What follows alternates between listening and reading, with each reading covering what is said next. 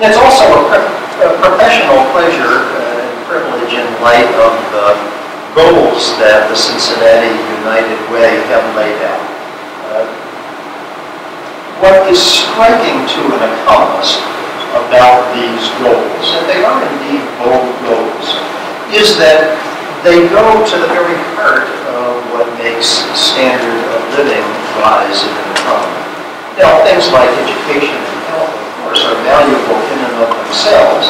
and I have no desire to underplay that. But if we look at goals having to do with employment and education and health, it's clear that what we're talking about is at least two of the very basics of what makes standards of living rise. And by focusing on things like making sure that every individual has the education that he or she needs in order to be a productive member of the workforce, not to mention a contributing member of the Republic, and making sure that every individual has access to the health care that he or she needs in order to function effectively as an individual and as a member of the workforce. And finally, by